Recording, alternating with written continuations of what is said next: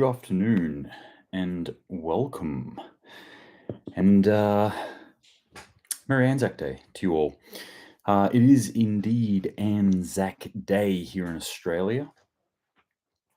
See my suit, I'm no longer wearing the suit. It is past the morning time. I'm back home enjoying a fine whiskey. And for those who do not live in Australia and aren't aware of what Anzac Day is, it's our annual celebration of our military, mainly personnel. A bit of a way to say thank you for the service that our military has rendered to our nation in the past, formed by the ANZAC, the Australia New Zealand Armed Corps, which came about in World War One and fought gallantly and set up a very proud tradition that that we still carry on today. So yes, lest we forget all the fallen soldiers and all those who have served our country, our people, our nation, and technically our monarchs as well. But really, if you speak to any Aussie, I think, and me being one of these people who has served our nation, would definitely say, although swearing an oath to at the time the Queen, I wasn't really fighting for the Queen. I wasn't really even fighting for Australia. I was fighting for the people of Australia. I believe that the people of Australia are worth fighting for, are worth defending, and are worth, if need be, dying for. So, Anzac Day here, very special day for me. That's why I'm enjoying a nice, quiet whiskey now. But that aside, news is still happening, stuff is still happening in the world, and it's been quite a few days since I've got one of these out, so I thought I'd get one out because it's pressing in on me. If you guys don't know, like these news stories, they keep coming in at me, and I feel a lot of pressure to get this stuff out. In that, if I am not constantly every couple of days or so putting these out, then there's news that becomes redundant, and then at that point, when I'm telling a story, when I'm going, oh, this story's come up in the media, I then have to go back and go, oh yeah, this happened 3 days ago, and that's because this happened 7 days ago. So even though it is Anzac Day, and I want to be probably just putting my feet up, I also want to be doing this because I really enjoy connecting with you guys, connecting with this community, and hopefully helping us be a little bit more prepared for the future that is coming down the barrel right now, metaphorically and actually. So thank you very much for joining me, whether you're on Instagram, whether you're on YouTube, whether you're on Rumble, because they're up and running now on Rumble, and or on the audio version on the podcast. So thank you very much. And I've got some folk, or one folk at least, who's trying to work on getting some transcripts of these rants up and running, so that I can also put out a newsletter, maybe we can put out a newsletter, weekly newsletter with a bit of a snapshot of what's going on in the world, so we can just remind ourselves, because this stuff's fleeting and you forget about it when it's happening. All right, let's jump into it, shall we? I don't think there was anything else I needed to touch on.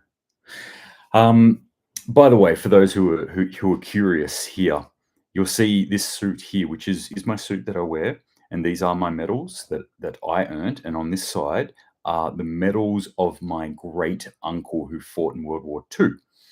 And that you can wear your ancestors' medals. He actually presented them to me and my brother, who also served in the military, and also gave us the explanation of what he did during that war, which makes whatever I have done, which I would say on a modern comparison is a fair amount, pales in comparison to what this great man did. And I'm very proud to wear his medals, be able to wear his medals as well. So if you're near a veteran, hug a veteran today, or think about them at least. Have a quiet drink.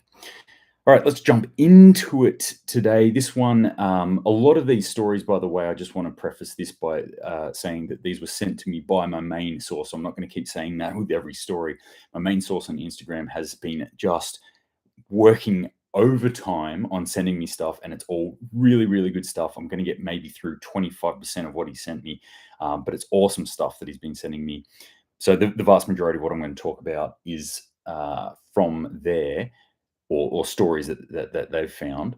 But this one is not. This one's from a good friend, and it's talking about something that I was talking about recently with the GPS that went down in the farming industry in Australia. So a GPS system, for those who don't know how it actually works, it's not like all satellites give you GPS. Satellites do different things, and GPS is a certain group of satellites that are owned by someone.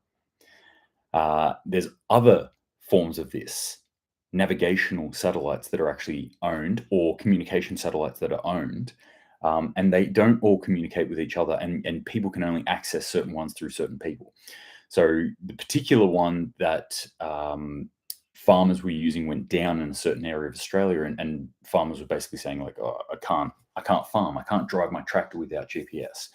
And I was highlighting the fragility in the system that we have, that for 15 years, these farmers have been relying solely on GPS to plot out where they're actually planting. Without it, big problems. They can't do it because that skill has atrophied. I should have looked this up. I don't know if that's the correct word. Anyway, this one's from my one of my best mates who used to work in the construction industry, the civil construction game, and he basically confirmed this. He said, "Yeah, this is a really good point about the satellites. The entire sector of civil construction is utterly reliant on GPS right now, to the point where he would say, like they'd rock up to and they go, oh, we can't get a good signal here. We're going to have to wait, or we'll wait till tomorrow. And he'd say, hey, why don't we just do it like we used to do it by setting up the sensors that pick up? And they were just like, we don't have that skill anymore. We just can't do that.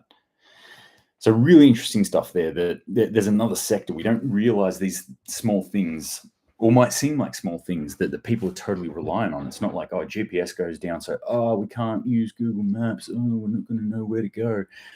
No, it has wide-ranging implications if this sort of technology does fail. And there was another little story that I'm not going to go into too much, because it was to be honest, I read it and I was like, this is a bit of a fear-mongering piece. It was a piece from mainstream media, US mainstream media, that was pointing at China and saying they've got the technology to take down satellites, and they are utilizing this. And North Korea has been putting satellites up there into orbit that can also take out satellites. So fear. And I looked into it a little bit, and I was like, yes, they do. We've known this information for a long time. Is there anything that's changed about this, or are you just putting this out? Is this more just sort of like the propaganda machine working this up? And that's sort of what I saw it as. But it is something to think about, that these satellites that we rely on, and that our food systems rely on, and our construction systems rely on, and pretty much normal functioning of everyday life as we know it now relies on, can be taken out. They are a key vulnerability. So if you are reliant, if I bring this back to like the point of this channel is to help us be more prepared. If you are somebody who is reliant on one of these systems, or is reliant on just GPS to get around, okay, if you're the sort of person who goes, okay, bang, GPS, if I can't get GPS, I'm fucked. I don't know what to do. Maybe start thinking about this. This is where actually investing in skills and knowledge is quite handy, and this is what we try and do. This is what I try and preach, at least. Preach, the prepper preacher. That's a cool moniker. Somebody should take that. So what I'm talking about here, though, is try and learn something, right? So I identify where I have gaps in my ability to do something. So then I go, okay, what's the easiest, quickest way to solve that problem? Bang, done. Okay, now I've done that, but what if that goes wrong? What's the next level? How do I continue to go down the technological path to get more basic and basic? I.e., I want heat, okay? So I get a Bic lighter, bang, flame. Okay, what if I didn't have that Bic lighter, or the Bic lighter ran out or something? Okay, what's the next thing I could use? Well, do I know how to use a ferro rod? Yes. Okay, so I get ferro rods and I practice with them. All right, what if that doesn't work? Can I use flint and steel? Yes, I get flint and steel and I practice with that. What if I don't have that? Okay, can I learn how to do actual friction fire? So I go back that far. But that takes time and it takes money, it takes effort to do. And this is what I'm saying. If you solely navigate using GPS, maybe start to think about some redundancies within that system there. All right, onward and upward. Oh, here we go. Lots of messages coming in. Alpha, Chris, Peter, Russia has most advanced satellite killers, can disable them from the ground. And interestingly enough, both Russia and China, and I know China definitely has it, but I'm pretty sure Russia does as well, have not only satellite killing technology, have satellite eating technology, essentially, where they can sneak up into the blind spot of a satellite, latch onto it, and drag it into their satellite, and then disassemble it, pull it apart, implant things into it, in bugs and such what, and then release it back out when they've got control on it. They have that technology apparently, so it's much worse than just a satellite being knocked out of orbit. Alpha says, here in the US, if something happens that knocks out out satellites, the government plans to launch balloons, kind of like the spy balloon, to stand in as satellites. Interesting redundancy, and that could definitely work. But again, like I don't like to rely on the government doing something because I mean, just take the example of what happened for the last 3 years here in Australia is what I'm talking about. What happens if you relied on the government? What just happened to your life in the last 3 years? Nothing good happened. Do not rely on the government. So, yep, the government may put up balloons, and that's cool. That's cool redundancy. I mean, it's an interesting redundancy at least. But I'm starting to think, right, how do I navigate? How do I communicate? How do I operate? How do I collect information? How do I access information? All the stuff that we do through satellite technology right now, how do I do that if they're not there? All right, let's jump into the next one now. EVs. This was a really interesting one. This is from abc.net.au. That's ABC Australia, the Australian Broadcasting Corporation, which, for those who are outside of Australia, is our government propaganda mouthpiece. It has come out and put this story out. Will the new electric vehicle strategy put more EVs on the road, and how much will they cost? An excellent question, ABC. Australia is way behind most nations on electric vehicles. So that's the first sentence of this story here. Again, like ABC, I find them very left-leaning, very they're pro-government, but only pro really one side of the government. And I actually find them really finger pointy when you actually look at their stories. They espouse to be a very balanced, fair, and thorough news agency, and I personally don't see that. They hit the mark definitely sometimes, but a lot of the times I read their stuff and I'm like, I feel like I'm being lectured at here by some sort of sociology or environmental lecturer right now. So anyway, Australia is way behind on their EV targets. Is their first opening line here? It's like, we got to do better, Australia. What are you doing? Do you ask the question why? Why are we behind on EV targets? Why do we even have EV targets?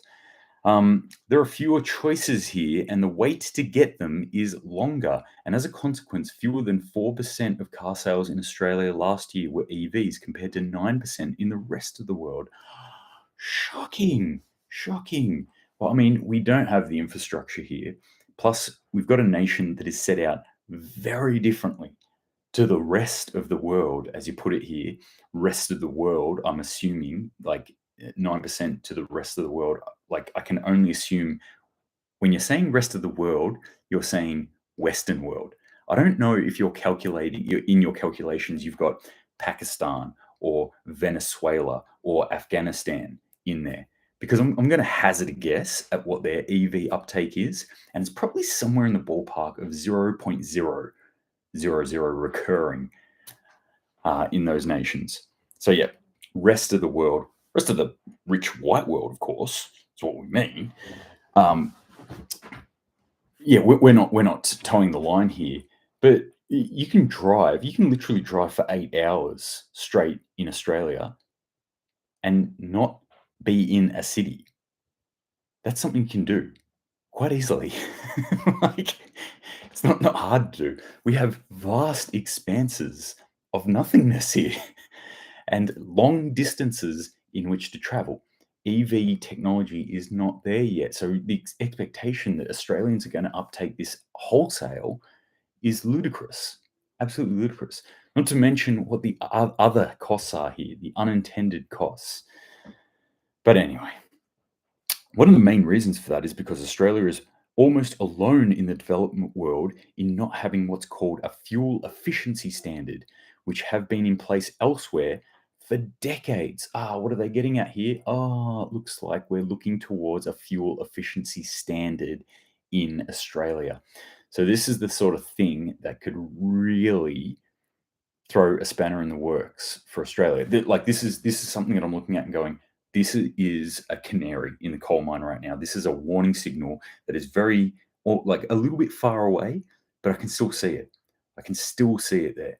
Because what this is pointing to is that they're going to enforce laws or standards that mean we have less vehicles. I mean, they're already doing that. This is yet another one, and this is a pretty harsh one.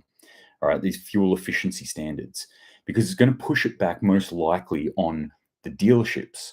They're going to say you're basically going to have essentially like a carbon credit or an internal combustion engine limit that you can do of X amount of liters of fuel total within the vehicles you sell, which means places like Toyota, which have very little plans to do anything EV wise, and certainly not in Australia, are going to be like, oh, okay, you've just capped us at what we can sell unless we go EV.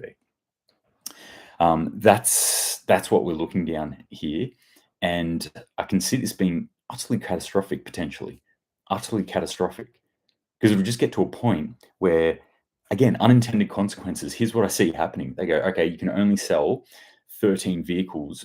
I'm just making up a number. 13 vehicles with ICE, with internal combustion engines.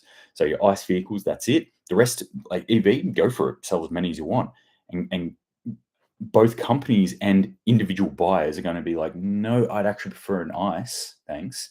And the dealership's going to be like, I'm sorry, we've sold out of our 13 this year, and we've pre-sold our 13 next year, and we've pre-sold our 13 for the next 5 years. So if you want one of those vehicles, it's 7 years away. It's 7 years away. Like, that's what we're looking at. There's going to be such a demand on vehicles. We're going to see vehicle prices skyrocket. And I'm just basing this off what's actually happened through COVID, where we had that lack of supply of vehicles. And that's exactly what we saw here in Australia.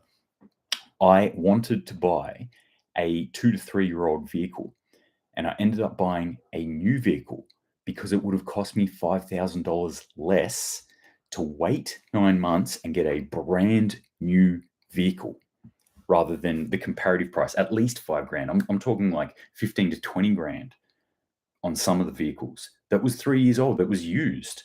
It's insanity, and that's what we're going to see again if they continue down this sort of path. At least that's what I think is going to happen. A little bit of good news here. Record Australian agricultural exports in 2022 coming out of the government statistics here. We had bumper crops that went out into the world and harvesting of other things. Where's our stuff going? We had $78.1 billion of agricultural productions in 2022.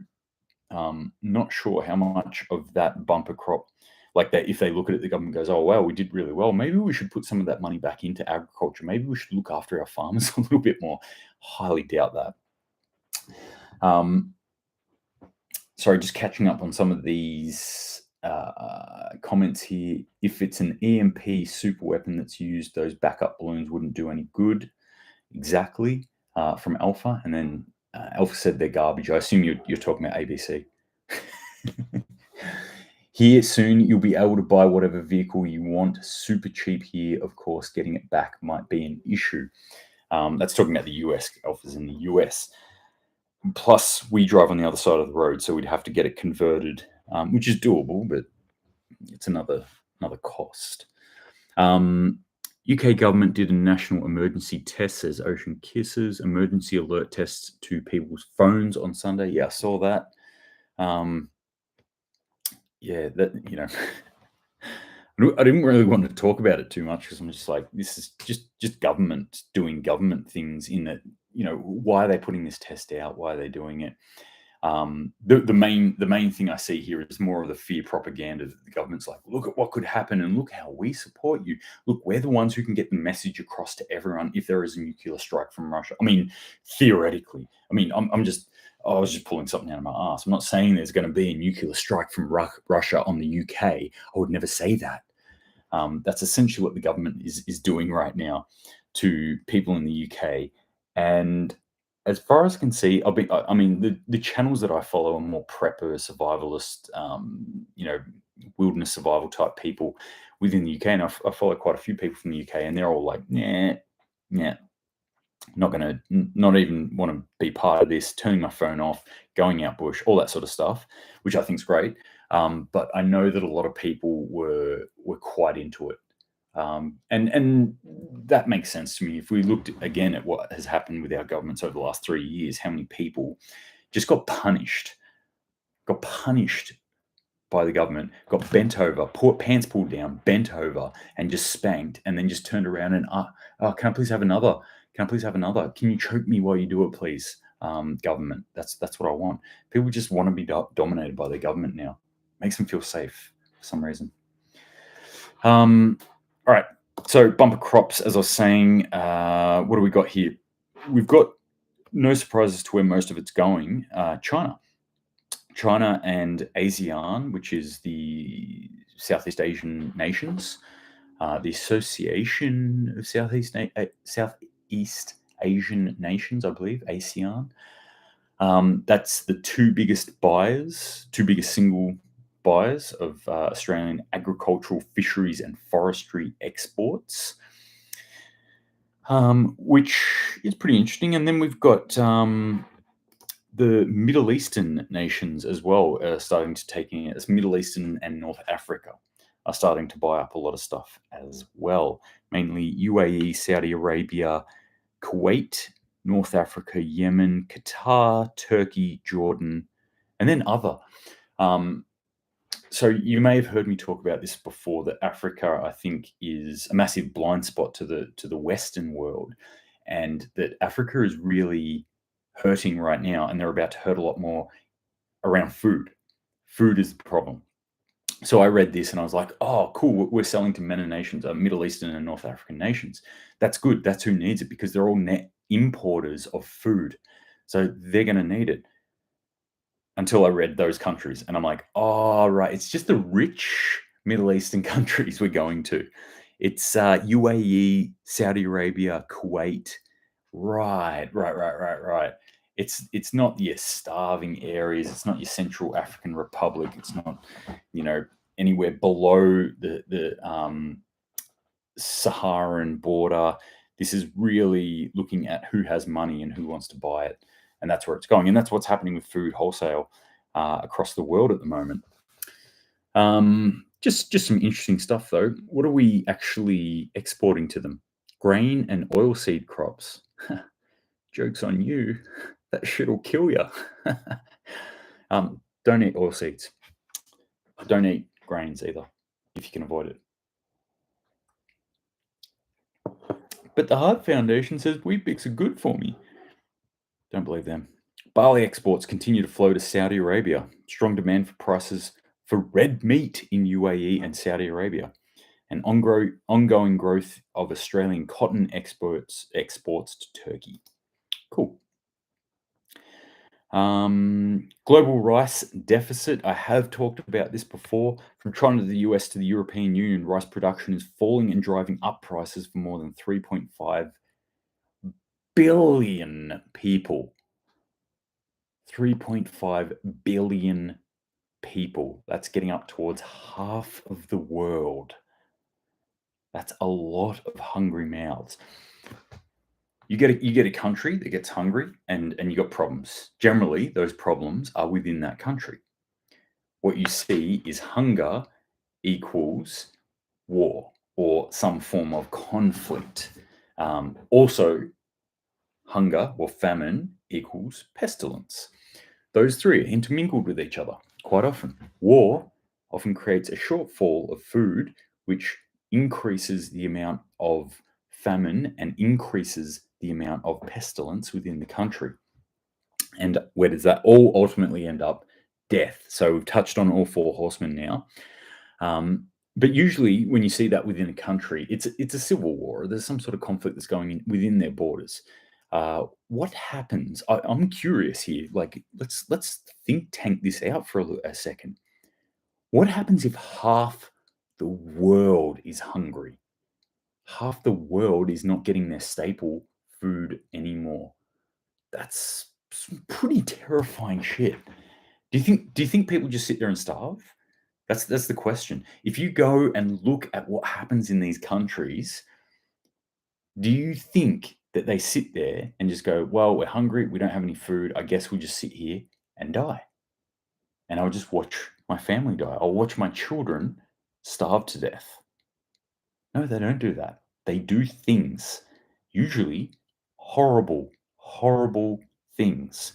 And they move, they migrate. What happens if half the world migrates? What happens if half the world that cannot get its staple starts looking at the other countries that are net exporters of food, i.e., grow more food than they have people? Hot tip for you: Australia, New Zealand, that's us. We are net exporters of food. US, Canada, also net exporters of food. So this is worrying to me. This is definitely worrying. Alpha says, have lots of reloads. Yeah, I mean, if a country like China and or India starts descending on Australia in a hungry manner, I don't know if there's enough bullets in Australia to stop that. That's like, I'm probably looking at bugging out of the country at that point. At least we still have guns in New Zealand. Yeah. Although, give it a couple of years. Sudan next on US hit list. Remember the Clark 7 countries. I don't know what the Clark 7 countries are, Peter. But Sudan is an interesting one. Let me jump to the Sudan story. Seeing you prefaced it. Oh, I didn't actually bring this one, but it's very interesting. This one was sent to me, and it's like a cliff notes of what's happened in Sudan as far as the US is concerned. So they re-enter into the country a little bit over a year ago and try to establish that re-establish embassy and make all good with the government of Sudan, and then tell them, don't do this deal with Russia because Sudan is looking at doing a deal with Russia. Don't do the deal with Russia. Lo and behold, they do the deal with Russia. Surprise, surprise, civil war starts in this country. It's a mystery. It's a bloody mystery. Who could have predicted this? Yemen, Syria, Ukraine. Oh, what? It is yet another one of the war fronts that US is fighting countries like Russia and generally Russia in without directly fighting them. And Sudan, the poor people of Sudan, they're the ones who cop the hit here. It's not good stuff. I cannot see the YouTube link, Peter. And yes, you are right. We do have guns in Australia. That is true. I have many myself. Many myself. Here's the story that I was talking about. This is from the Telegraph. The Telegraph. Vladimir Putin is preparing to attack the UK. The deployment of his spy ships is chilling. Britain is far from ready to counter whatever he has planned. Again, this is more propaganda. You're setting the UK people. You're like, get ready for war. UK, looking from the outside. So, I will admit that I'm not in UK. I don't know exactly what's going on there, but me looking from the outside, it just looks like your government is really, really working hard to prep you for war, to push you into war. And if I just want to remind everyone here, especially from the UK, especially from Australia, especially from the US, that this kind of rhetoric is the sort of stuff that I remember back in around 2001 to 2003 when I was going to war and we were told, hey, there's weapons of mass destruction here, definitely weapons of mass destruction. We know for a fact they were lying, and they knew they were lying too. It wasn't like they were fooled and they thought they were there. We have evidence now that they lied, and for some fucking unknown reason, these people are not in jail. Like, they willingly sent people like myself and people who are friends of mine out into war zones to get churned up, to get shot at, to kill, to do whatever we did over there based on something they knew was a lie. And they're just walking around the street and taking a pension right now, taking an exorbitant pension as well. Anyway, rant over on that. It is Anzac Day, so I might be a little bit sensitive around this sort of stuff. This is what I'm seeing here is that the UK really is prepping their nation for war, really pushing this angle that Putin bad. Yeah, we're getting that from everywhere, but UK is really like, hey, Putin's coming to get you. Putin's coming to your home in some shitty suburb in Birmingham. He's coming to you. And those people are like, oh my God, yeah, he's coming. We better get up and fight.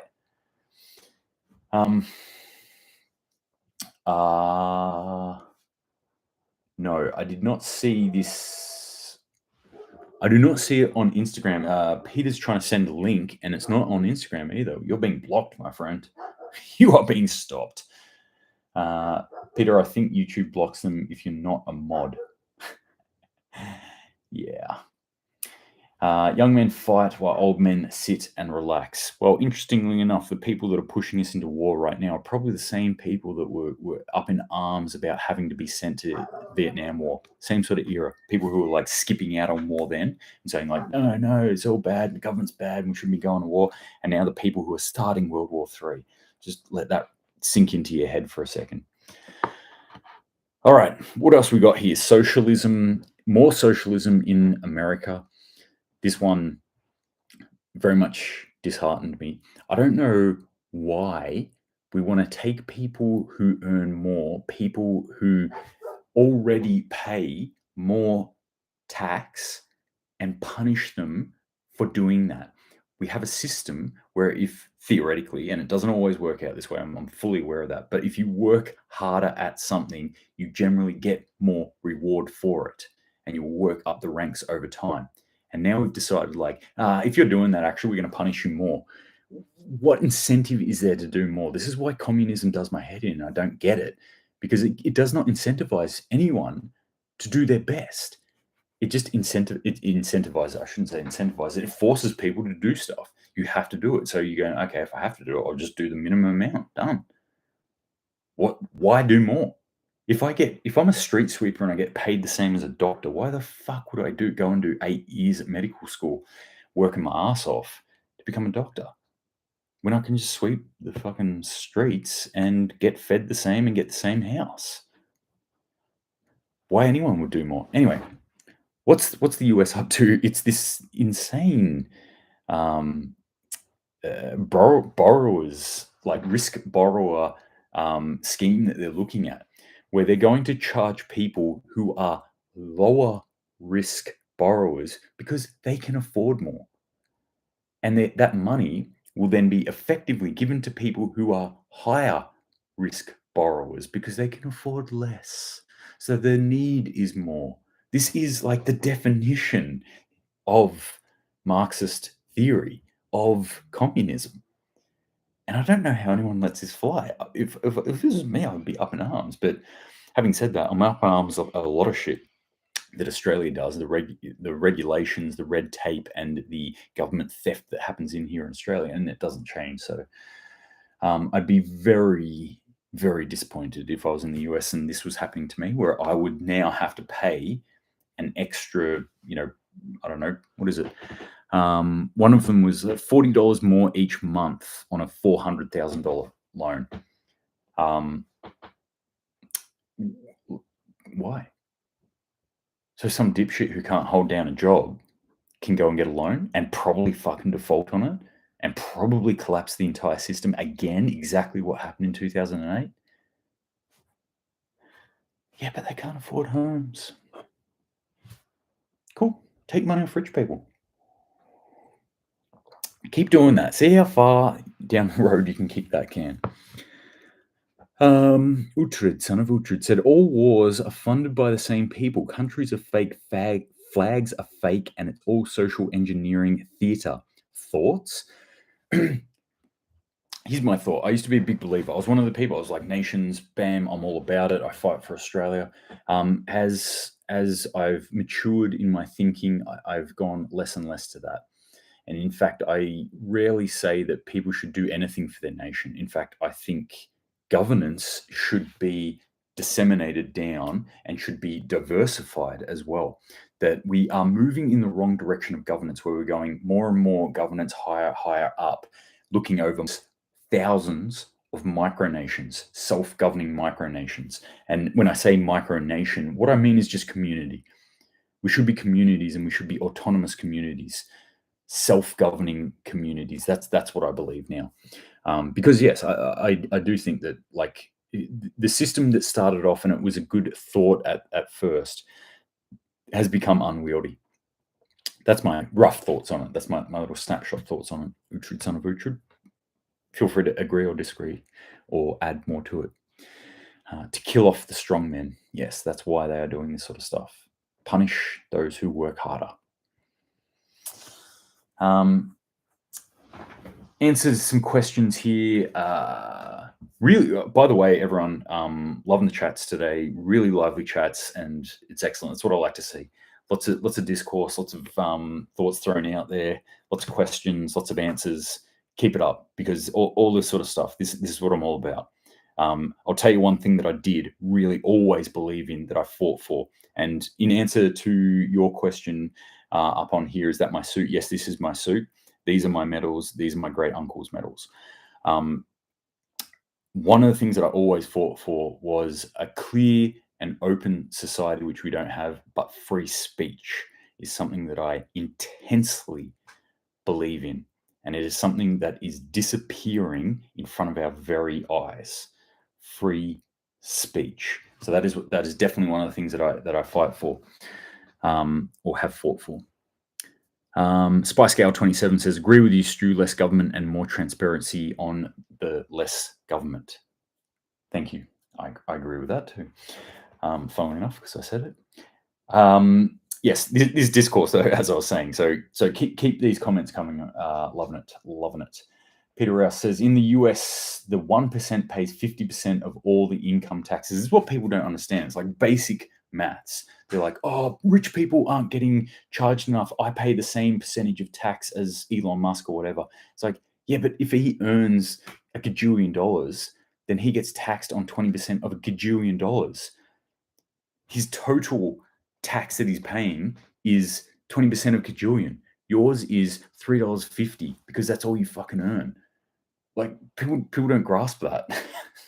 That the amount of actual tax that comes out is already more for the rich people. And yes, I know that there's ways that they employ other people to do the whole cup game and pay less taxes, but design a system where it has loopholes. Design any system that has loopholes, and show me someone that doesn't utilize it. You're building better mousetraps and better mice. Like, that's what it's all about. You can do it too, believe it or not. You can't pay someone to do it if you don't have the money, but you can research this shit. All the information is there. You can find out how to do it. All right, where I was up to, 10% flat tax, only way to go, besides no income tax. Switzerland works on somewhere around 10% income tax. I agree. First step for Australia. If I was to take over Australia, the first step I would do is instantly make a 20% flat rate tax. That's it. And there will be no other tax. I would take away GST. I would take away stamp duty. I would take away stamp duty on vehicles, stamp duty on houses. I would take away all the other bullshit stuff. I would start stripping it back, and I would start with 20%, and then I would work it down from there. And I would then work it down as I am cutting government wholesale, the bloated leech that is the government system, and all these people that just feed off us, the taxpayers, and do absolutely nothing. Their net value is zero in the world. I don't know how these public servants, like, there are good public servants out there, but I don't know how the vast majority of the public servants get up in the morning, put their suit on, go to work, do nothing, and at the end of the day come home and be like, job well done, and put on Netflix and chill out. Like, I don't know how they do it with clear conscience. They should do to governments what they used to do they should do to governments what they used to do in France. Yeah, oddly enough, France has like really done a 180 on that, haven't they? They've got a bit of a history of like outing their government, but they've really done a 180 now. WHO pandemic treaty and the CBDCs are doing this year. Yes, Peter, these are all very concerning things. Not enough backbone here, unfortunately, Peter, says Alpha. Absolutely no property taxes, Peter, and I couldn't agree with you more. Two private individuals who want to make a sale. If I want to sell something to you, then the government should have fucking nothing to do with that. That's between you and I. And, if I want to charge you more for it or less for it, if I want to do a good service or a bad service, that should play out on a longer scale. People should live and die off the reputation of what they do. Should have nothing to do. There should be no government oversight in that. And especially no dirty government fingers stealing money, because that's exactly what happens right now. If I sell something in Australia, government takes some of it. And if it's something big, government takes a lot of it. And I'm not talking percentage-wise either. I'm talking about if I sell you a good or I give you a service, instantly there's GST on it in Australia. It's 10% notional, right? It's different, but anyway. So the government gets that on top. But if it's a house, if it's a car, now it's calculated at a different rate, and it's a percentage rate, and it's much higher than 10%. What the fuck the government has to do with me buying a house, I don't know. Because then I have to rent it off them anyway, with rates. Which, coincidentally, our local government, our local council, just increased our rates. And how's this? They gave us 3 options. Say, hey, all right, we can keep the rates as they are, and we'll give you less services. We can increase the rates by this much, like a fair amount, a fair whack, all right? And we'll keep the services the same, or we can increase the rates a whole lot. And I'm talking a massive amount, and we'll give you some more services on top of what you're already doing. So allegedly, they said, all right, we've reached a decision with community consultation. No, they didn't. And they said, we're increasing your rates and keeping the amount we give you the same. Surprise, surprise. You don't have to do anything else. You don't have to do anything more than you're doing, and you're getting more money off us. Fantastic. Fan-fucking-tastic. In case you can't tell, I really love our government. All right, let me catch up on some of these comments. Any thoughts on India surpassing China as the most populated country in the world? Not many thoughts, except that China is in trouble. India is not, demographically speaking. And this is information that's really coming from Peter Zeihan. So if you haven't read his books or listened to any of his talks or follow his channels, by the way, Peter Zeihan, I recommend his channels. But especially his book, The End is Just the Beginning. That's his latest one. Really interesting discussion on demographics, and it kind of highlights how fucked China is.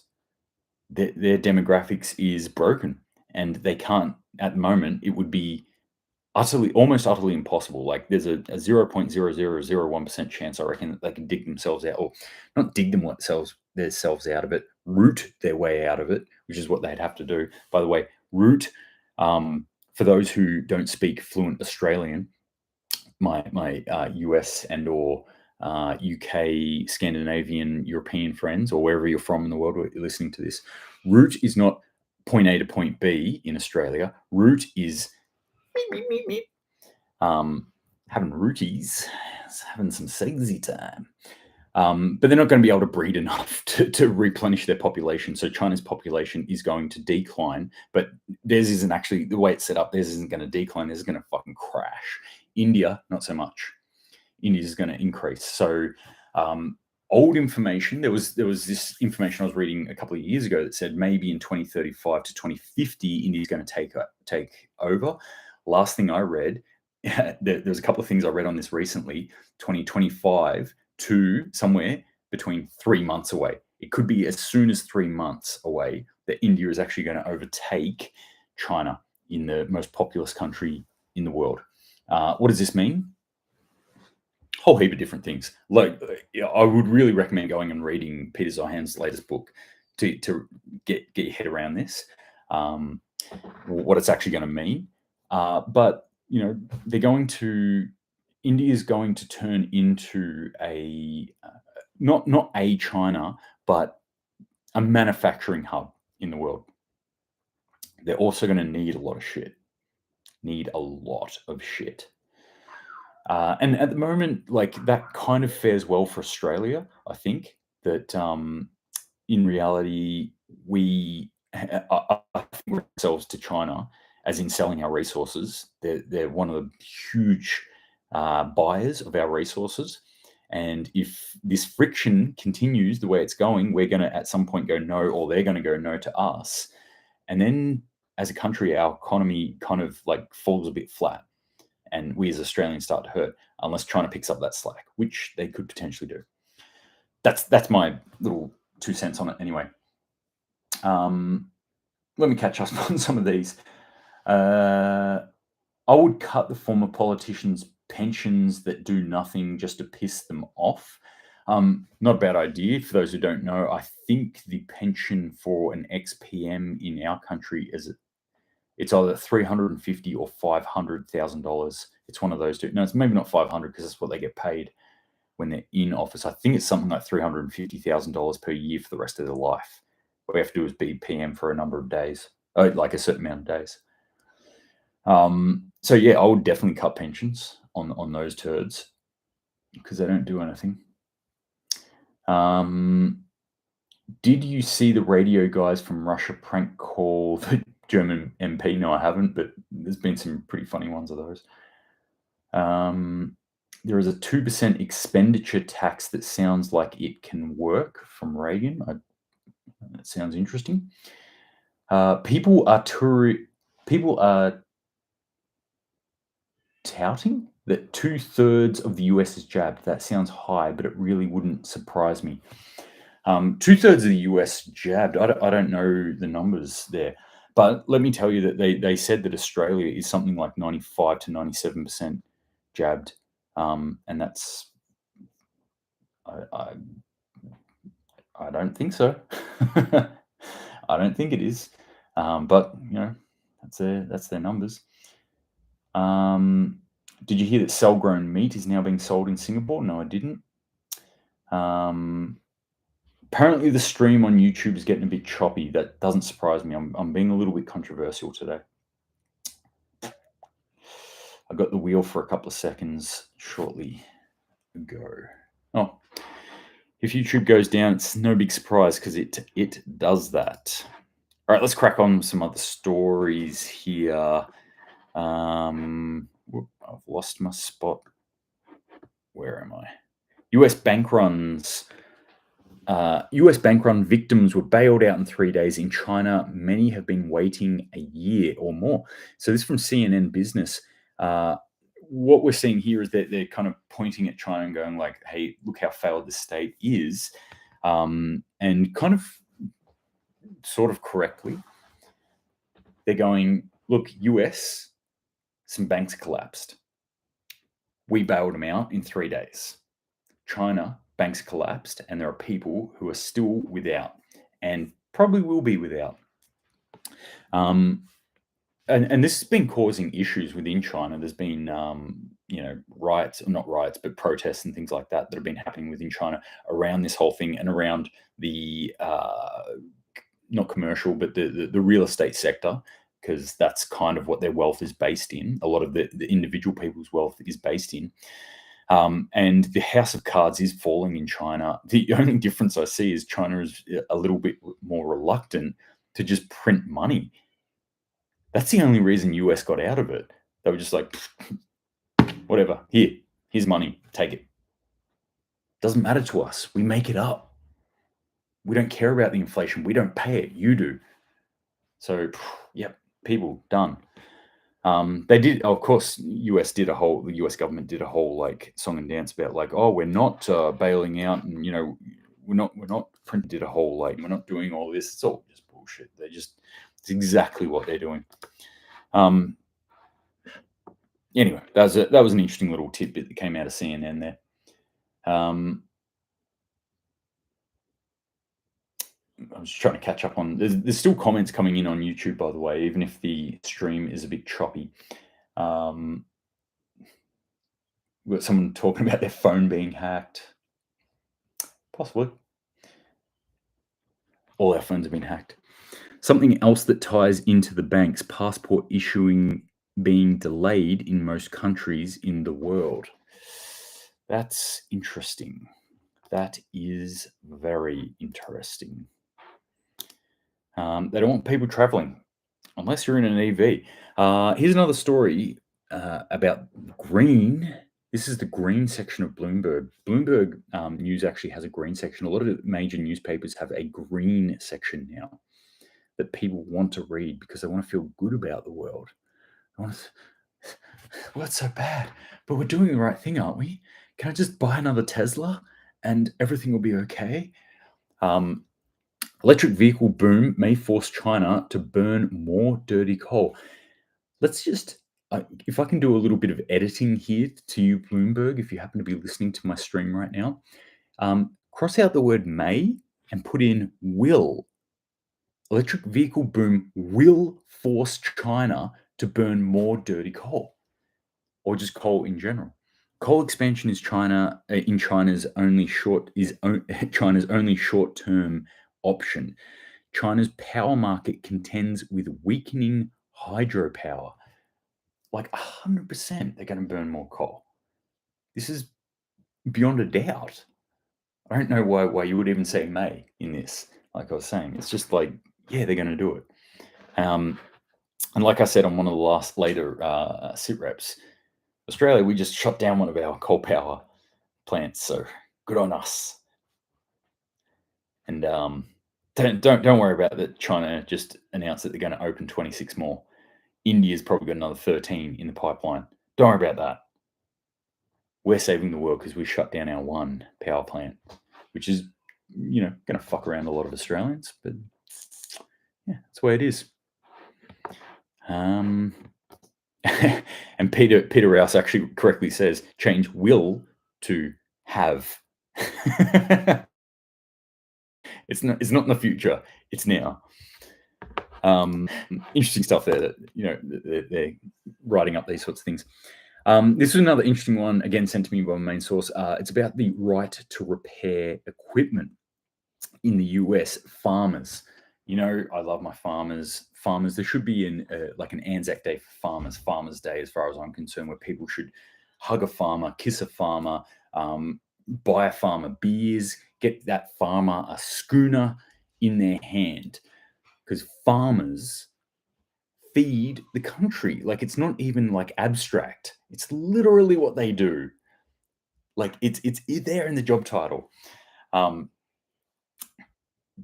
Underappreciated people, and they are just totally hosed over on every single angle that they can. And when I'm talking farmers, by the way, I'm not talking about your huge farmer. I'm not talking about your corporations. There are still individual farmers out there. There are many in my area, many in my community who are doing it hard, who are doing the hard yards. And I'm always constantly on this line between I really want to become a farmer myself, and why the fuck would anyone become a farmer? It is such a no-win situation. It is such a no-win situation in Western countries right now, and it's getting worse. It is getting much worse. Anyway, this was a good story here, so I want to talk about this. The right to repair laws. So this is in the US. They're looking at tractors in particular. They can't even repair their own freaking tractors without the government getting involved and saying, no, no, no, you can't do this. You have to get it repaired here. You have to do it in this way. You can only get these sorts of farming equipment. But it's this whole thing around old tractors. They're like, oh, we don't want you using old tractors because they're dirty and like we have less control over them. We can't see what you're doing with them, and it doesn't make the economy go around faster if you're just using your old fucking tractor, which was built to last 150 years. We need you to buy this new Butte tractor, which can last 3 to 5 years, and then you have to get a new one, and costs 2 times as much. But this is really interesting stuff where they've said, okay, yep, we see the problem here. We see how we stuff this up. You have the right to repair your own equipment as you see fit. This could be a huge shift, and this was rightly pointed out by the source that sent it to me. This could be a monumental shift within the entire agricultural industry within the US, because they could just go like, oh, sweet, we can repair old tractors. And when that then levels the playing field, because right now old tractors were hamstrung by these rules where they couldn't repair them unless they had, they went specific ways with it. Well, that's off now. Will the agricultural industry go, yeah, we want to use the old stuff. If we can repair it however we want, which is what farmers want to do. They're just like, can I just like do this myself?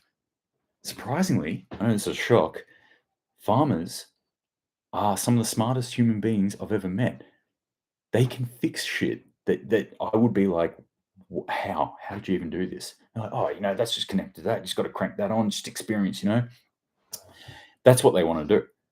They want to do it themselves.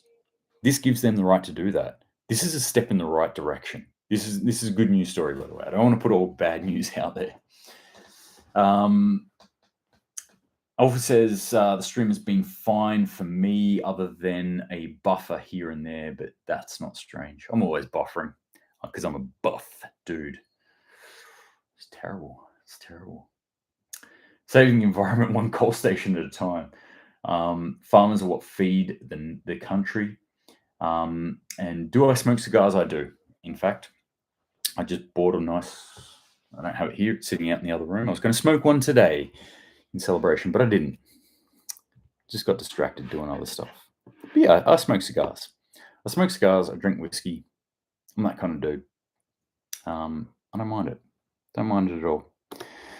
Anyway, here's another win for farmers, apparently. Farmers and ranchers in Colorado will now be able to diagnose and repair their own equipment however they choose, in addition to still being able to have a dealer diagnose and repair the equipment.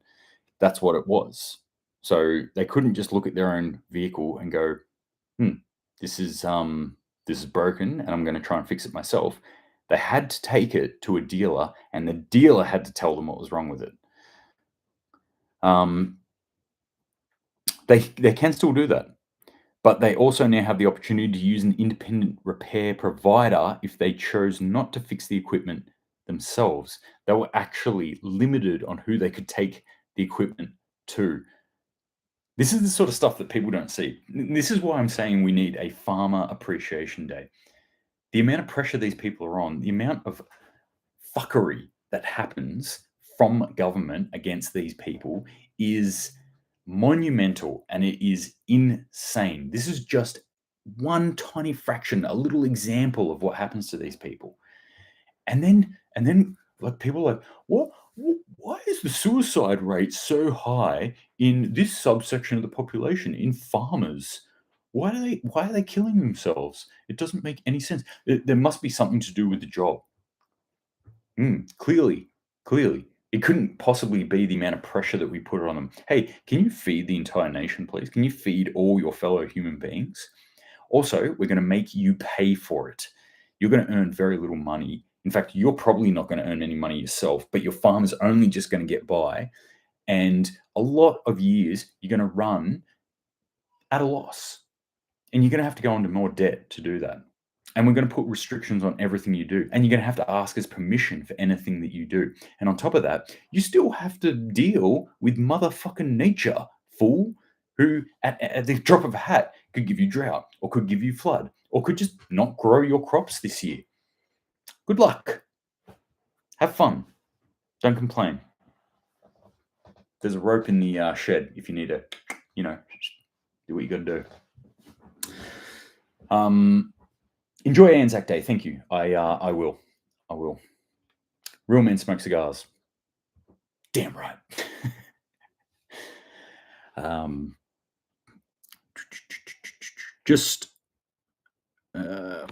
on. I'm missing a few of these. I made it with burning coal fire last night. Change will to have. I made it with burning coal fire last night. Just remember what the communists did to farmers. History repeats. And that's a really good lesson, actually, Peter, that if you look at what happened when the communists took over Russia, look at what happened to their farmers.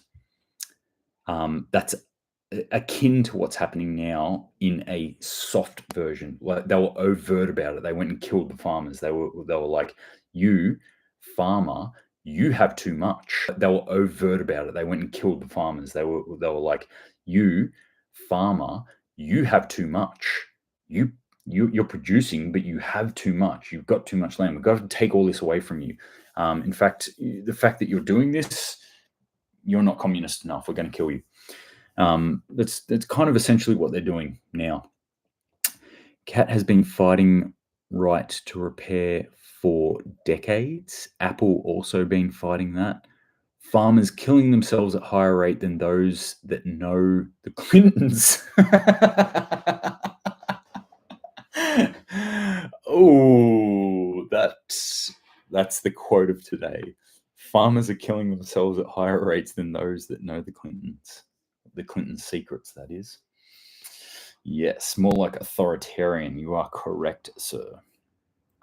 All right, anyway, last couple of stories. Let me finish off here. What do we got here? Russian mercenary group Wagner has been supplying Sudan's rapid support forces with missiles to aid their fight against the country's army. US. Sudanese and regional diplomatic sources have told CNN. Like I said, this points more to this, not de facto war. What am I talking about here? Proxy. Yet another proxy war that's breaking out here. Australians, take heed. Again, here's another story that's hit Channel 9 News now, so it's in our mainstream media. Australia pharmaceutical shortage. It's happening again. On a knife edge, drug industry needs overhaul to fix shortage of vital medicine, doctor warns. There's a warning today. Australia's stock of essential medicines are balancing on a knife edge with hundreds of basic medications in scarce supply. What we learned from the COVID-19 pandemic is we are balanced on a knife edge in terms of medication supply. Coatsworth said it was concerning people seeking aid had to go from pharmacy to obtain essential drugs such as antidepressants and medication used for lowering cholesterol. He said the shortage was especially felt in rural areas. That's where I live, in a rural area. So yet again, another warning of things that you might want to stock up on, Australians. Medication. This is something that I try and do. I look at the medications that I need and take. Obviously, antidepressants aren't one. I've got that here. What are we talking about? Heart medication, again, doesn't really apply to me because I eat heaps of butter and meat. What else did they say in here? Lowering cholesterol. Yeah, right. But, paracetamol, ibuprofen, that sort of stuff that you can get over counter and other over the counter stuff, like, have at it. Make sure you stock a little bit more of these sorts of things and rotate through your stocks too. The efficacy of them goes down over time. And the big one, antibiotics, in case the worst of the worst happens. These are the sorts of things, if you can, you want to try and stockpile a little bit at least. Tucker going to run as VP with Trump.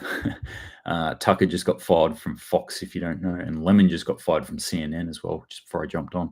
There was a massive testosterone shortage in New Zealand during the past 3 years. Are you talking about the drug or just in people? Because I look around the world at the moment, there's a massive testosterone shortage in human beings. But touching on this kind of medication thing as well, this is the last story I got here coming out of the Financial Times. EU outlines plan to take control of medicine production in health crises. So the EU says, okay, if we've got a health crisis going on, we're going to take control of the manufacturing of all medicines, i.e. communism. Government takes over again. Yeehaw. I'm sure we won't see any sort of health crisis like this all of a sudden appear too, for them to take this sort of power. Never see that. Never see that. Yeah, antidepressants. It's a big one, by the way. Antidepressants, antipsychotics. These are sorts of things that that concern me, because these are things that people take. And I'm not saying like don't take them or anything. Like if you need to take them, then definitely take them. But these are the sorts of things that you really want to try and have a little bit of fat in the system. Try and stockpile this sort of stuff. Prepping isn't just beans, right? It's not just food. It's not just bullets and stuff like that. You need to actually do an audit of your life and look at what you're using in your life on everything. Look at everything that you use and go, okay, how can I build more stores of this? Have it here within my grasp so that if it does shut down out there, I'm not instantly screwed. And a really good highlight of this is the book, and I know I've recommended this book a bunch of times, a book called 1 Second After. It's about an EMP attack on the US and all these effects that happen. And one of the effects that happen is that obviously people get no medication, and there's a timeline of when antipsychotic and antidepressants run out, and also asthma medication, a whole heap of other things, heart medication, diabetes, and all that sort of stuff. These things are going to run out. And what happens then? Okay, the diabetes, the heart medication, that's going to cause deaths. The antipsychotics, that's going to cause other issues. That's going to cause people who are already mentally fragile to all of a sudden probably have psychotic breaks and start doing things, not good things. So these are things we've got to concern ourselves with as preppers and think about how can we build more fat into the system here. And it might even be something that you think about. Again, there are some things that I think about that aren't for me. I prep stuff that isn't for me or for my family. I prep stuff for others if I have the ability to do so. So that's something to think about. All right. So I'm going to wrap it up there. Yeah, I think that's it I've got for today. As always, thank you very much for joining me. A little bit of a longer one today. As I said at the start today, thank you for joining me on Anzac Day. I hope you all had a great Anzac Day, and hug a vet today. Have a think about those who gave their lives, who willingly went into the fray. Whether you agree with why they did it or not, the fact is they did it. And I think that's an admirable thing. Those sorts of human beings should never be shunned. They should never be forgotten. They should never be spit on. They should be lauded. They should be held up in our society, at least for today, at the very least, lest we forget what happens when we don't have these sorts of people, when we don't have the warriors, when we don't have those who are willing to step up and say, no, I will go. Those who are willing to lay down their lives in sacrifice and in service to others. My hat is off to them, and I raise my whiskey to them today and think about those who can't be here to consume delicious, delicious whiskey. I'll do it for you. Apart from that, as always, keep prepping, keep the stores up, keep gardening. This food system, it ain't getting any better. Our governments ain't getting any better. So do all the things you can do to look after yourself. And skull to you, Bulge. Thank you for joining me. All right, gang, stay safe. Keep your eyes open out there. And the Anzac Day, the Anzac get one day while the trans get a month. This is the society we live in. But you know what? As much as I don't personally agree with a lot of these things, I do agree with people's ability to talk about it and to put their thoughts and their feelings and stuff out there. That is free speech, and that is something I believe in. So that's it for today, gang. Stay safe, stay happy, raise a toast, and until next time, Semper Paratus.